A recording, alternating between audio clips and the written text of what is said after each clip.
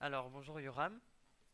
Bonjour. À l'issue de ton voyage exploratoire sur lequel tu es arrivé il y a un mois et demi, les 10 jeunes de l'agence de communication de l'agence 3.0 voudraient te poser quelques questions pour savoir un petit peu comment ça se passe. Donc, on commence avec les actions de Selena mises en place. Et la première question qu'on te pose, c'est pourquoi Selena a-t-elle choisi de s'impliquer en Israël? Alors, la première des choses, je pense, c'est de rappeler qui est Selena.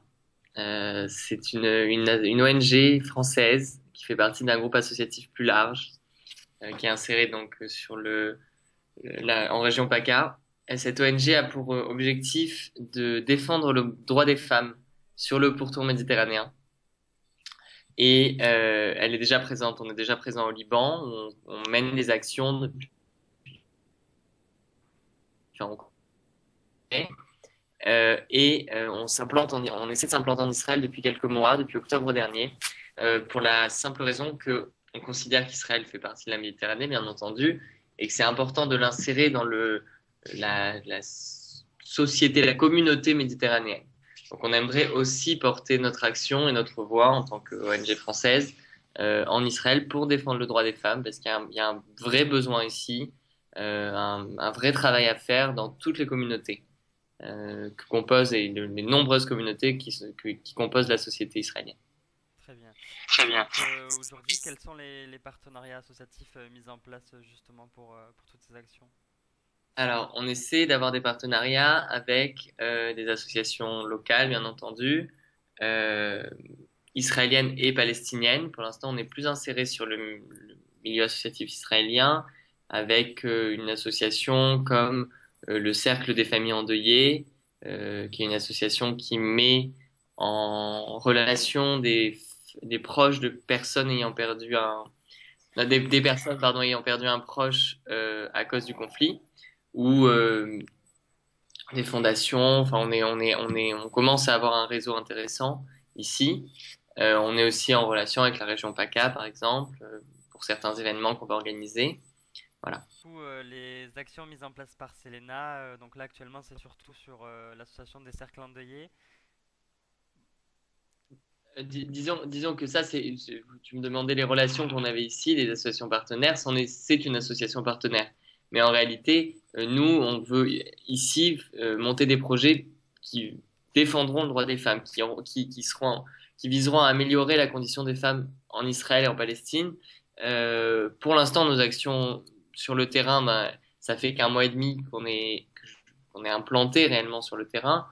Donc on n'a pas encore d'action parce que ça prend du temps de monter des projets. Par contre, on est plus dans une phase de recherche de projets, d'analyse du terrain, définir quels sont les besoins à quels besoins nous, à notre niveau, on est capable de répondre. Voilà, donc c'est vraiment une première phase de création de réseau et d'exploration pour Selena, parce que Selena a pour objectif de s'implanter sur le long terme en Israël et dans les territoires palestiniens, territoires occupés. Avec comme principal public concerné donc la femme. Les femmes, bien sûr, puisque en fait, le groupe associatif dont fait partie Selena a pour objectif de lutter contre la pauvreté. Et on considère que un des moyens, une des manières de lutter contre la pauvreté, c'est d'améliorer la condition des femmes, qui sont souvent, même très souvent, les publics les plus marginalisés, les personnes qui sont les plus pauvres. Voilà, ce sont toujours des femmes. D'accord. Et donc aujourd'hui, quelles solutions vous pourrez mettre en place justement pour pérenniser les actions que Selena est en train de faire en Israël? Je pense que la première des solutions, c'est d'avoir la première, l'une des premières choses à faire, c'est d'avoir une présence constante pour Selena sur le terrain, ce qui va se faire évidemment, et ensuite de commencer de monter un projet euh, efficace, pas forcément un gros projet, mais un projet efficace, de commencer à agir en fait, parce qu'il me semble que c'est uniquement par l'action qu'on peut pérenniser euh, notre action justement. D'accord. Et donc quel serait le prochain pays où Selena pourrait mener ses actions? Alors on est tout nouveau en Israël, donc c'est pas évident de se projeter tout de suite. mais on a quand même pour ambition de monter un véritable réseau méditerranéen et d'être présent dans plusieurs pays méditerranéens, peut-être la Tunisie. D'accord, Ça super. pourrait être une destination intéressante. Très bien, bah écoute, je te laisse avec mon prochain collègue qui va te poser quelques questions sur la vie sociale et politique en Israël. Et je te remercie. Très bien. Merci beaucoup. Donc bonjour Yoram, ça fait un mois que tu es en Israël pour mener des actions pour Selena. Donc en fait, nous souhaiterions savoir comment s'y déroule la vie là-bas et est-ce que cela correspond aux images que nous montrent les médias. Moi, je suis basé à Tel Aviv pour Selena. Il faut savoir que Tel Aviv, c'est une bulle en Israël, c'est-à-dire que c'est une ville très moderne, très gay-friendly, très occidentale en fait. D'accord. Et il faut savoir que la vie en Israël est très contrastée selon les endroits où on se trouve. Par rapport à ce que montrent les médias, bah, ça dépend parce qu'on n'est pas dans une période de crise en ce moment. D'ailleurs, je pense qu'on en parle moins dans les médias d'Israël, à part pour les élections. C'est une vie qui est plutôt, oui, qui est plutôt très moderne et très occidentale là où je suis. Donc, D'accord. c'est pas forcément l'image d'un pays en guerre qu'on se fait quand on voit de France. D'accord. Bien qu'il y ait des zones de tension. Oui. Et est-ce que les communautés se mélangent à Tel Aviv? Alors, en Israël, quand on parle de communautés, il y a énormément de communautés différentes. C'est-à-dire qu'il y a les communautés juives, euh, arabes, musulmanes et chrétiennes, bédouines, druzes, les réfugiés africains. Et à l'intérieur de ces communautés, il y a encore des divisions. Par exemple, chez les juifs, il y a les Ashkénazes, qui sont ceux qui viennent de l'Est, ou les séfarades, qui sont ceux qui viennent du monde arabe. Donc, il y a un nombre très impressionnant de communautés. Oui, les communautés se mélangent à l'intérieur du territoire israélien. C'est-à-dire que, par exemple, à Tel Aviv, il y a un quartier arabe, des quartiers juifs, les gens vivent plutôt bien ensemble. Pour ce qu'il en est des territoires palestiniens, des territoires occupés, c'est souvent beaucoup plus compliqué. C'est-à-dire qu'il y a des implantations juives qui sont très fermées et les gens vivent plus l'un à côté de l'autre que ensemble, les uns à côté des autres. Voilà. D'accord.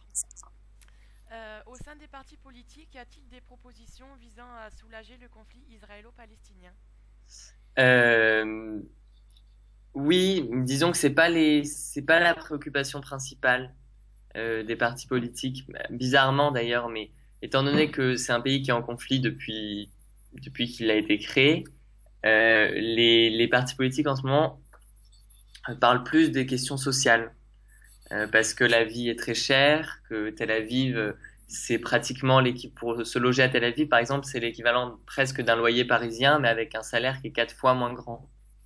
Donc oui, le conflit est toujours présent, euh, mais on en parle moins. Les partis qui sont au pouvoir sont plutôt des partis de droite et ont une politique qui est très sécuritaire. Personnellement, j'ai l'impression que la vision sur le long terme est pas très bien construite et pas très sûre. D'accord. Et ressens-tu ce conflit? On le ressent parce on entend parler du conflit constamment, enfin constamment, on en entend parler. Par exemple, on sait qu'il y a quelques semaines et même quelques jours, ils ont arrêté des Palestiniens euh, en Cisjordanie avec des armes qui préparaient des attentats. On entend des déclarations, c'est-à-dire que on le vit pas directement, surtout à Tel Aviv. Quand on voyage en Israël, oui, selon où on est. Euh, mais on sait qu'il est là, c'est-à-dire qu'il est présent et on a l'impression que ça peut euh, pas dégénérer, mais qu'il peut y avoir des moments de crise très importants d'un seul coup. Donc, il y a quelques semaines, les Israéliens ont voté pour les nouveaux députés de la Knesset, qui est le Parlement israélien. Qu'attendaient les habitants de cette élection et y avait-il une attente particulière? Alors, l'élection se jouait entre les deux grands blocs en Israël, que sont la gauche et la droite. Il faut savoir que ça marche différemment qu'en France, c'est-à-dire que le Premier ministre, qui est celui qui a le pouvoir, dépend des résultats à l'Assemblée nationale, l'équivalent de l'Assemblée nationale, qui est la Knesset. est nommé en fonction de ses résultats. Dans les élections qu'on a vues, on a vu des élections qui étaient très anti Benjamin Netanyahou, qui est le Premier ministre actuel et l'ancien Premier ministre. Et malgré tout, il a gagné les élections. Il dirige un parti qui est le Likoud, qui est plutôt très à droite. Et il a eu des propos pendant les élections très durs, notamment vers les communautés arabes. Les attentes dépendent de là où on se trouve en Israël, c'est-à-dire qu'à Tel Aviv, il y avait une très très forte attente de changement.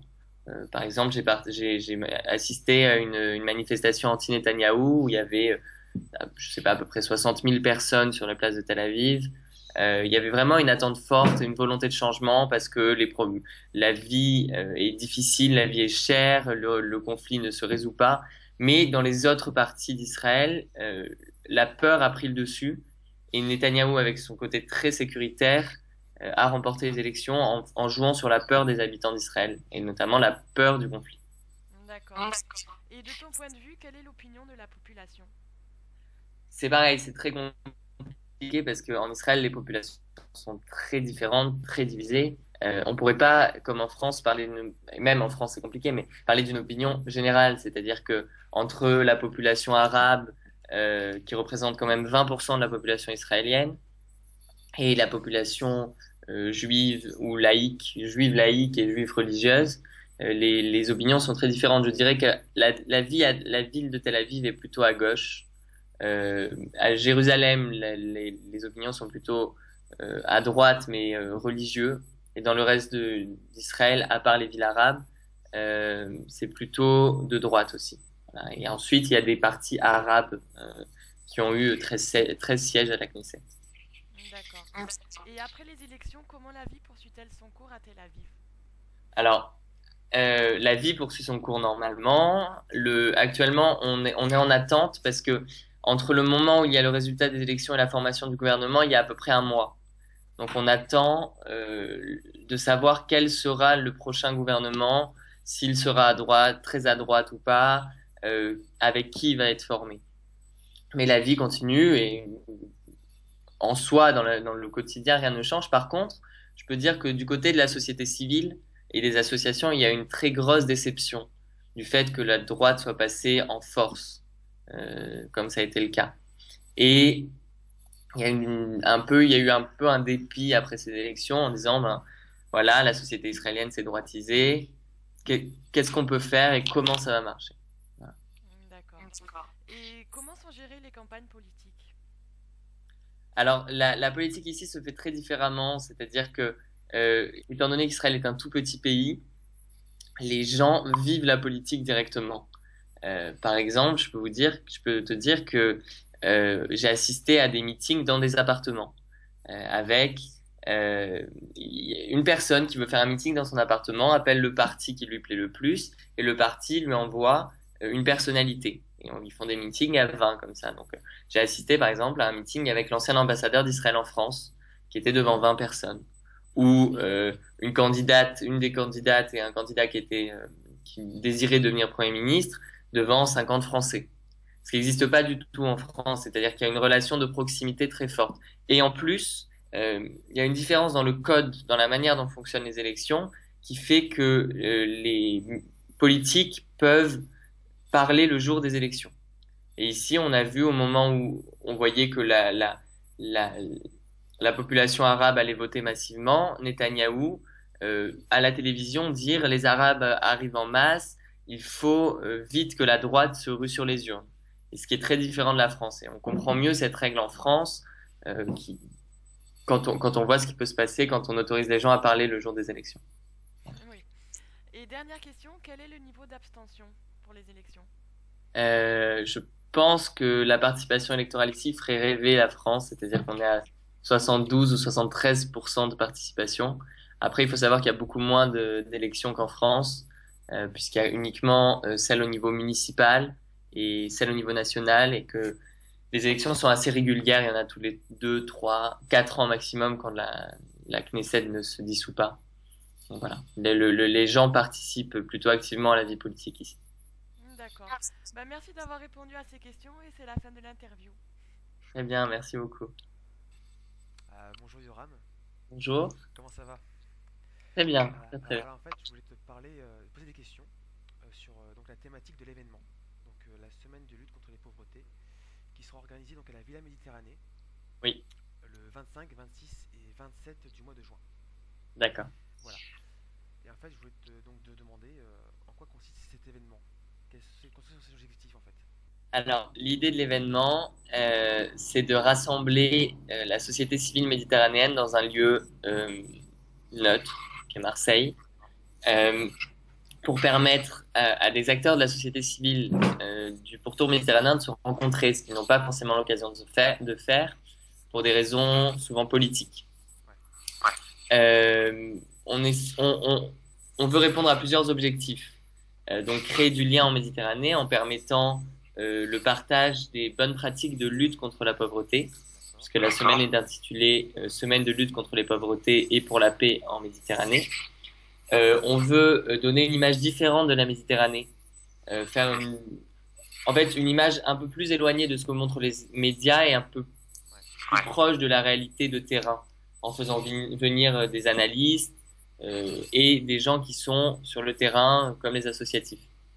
D'accord. L'idée, c'est de permettre au public français d'avoir accès à des conférences de qualité sur la Méditerranée et la gouvernance en Méditerranée. Et la dernière idée, c'est de créer une lettre d'intention venant de la société civile méditerranéenne au gouvernement du pourtour méditerranéen. On veut en fait que la société civile s'exprime indépendamment des politiques. Voilà. Qui va rédiger cette note d'intention? Alors, cette lettre d'intention devrait être rédigée, sera rédigée par des acteurs de la société civile de toute la Méditerranée. On attend une centaine d'invités à peu près. Et de tous les domaines, c'est-à-dire que ce sera notamment des associatifs qui travaillent dans toutes les branches de ce qu'est la société civile, aussi bien les actions pour la lutte en faveur du droit des femmes, l'amélioration de la condition féminine, que l'accès à la santé, l'accès à la justice, l'accès à l'information. L'idée, c'est de rassembler voilà, toutes les personnes qui composent la société civile et qui sont en relation avec la lutte contre les pauvretés pris dans sa définition la plus large. Et donc, à quelle échelle va être-t-elle transmise? Notre objectif, c'est de transmettre la lettre d'intention à l'ensemble des gouvernements de la Méditerranée. On espère et on considérera que cette lettre a eu un impact réel si au moins 10 gouvernements, 5 du Sud et 5 du Nord, nous répondent. L'idée étant vraiment d'alerter les politiques sur les urgences en Méditerranée. La lettre sera composée de 10 paragraphes différents, car nous allons former 10 tables de travail, chaque table de travail ayant une thématique bien spécifique et étant composée de différents membres de la société civile. D'accord. Il y a un rapport avec le dialogue 5+5 alors?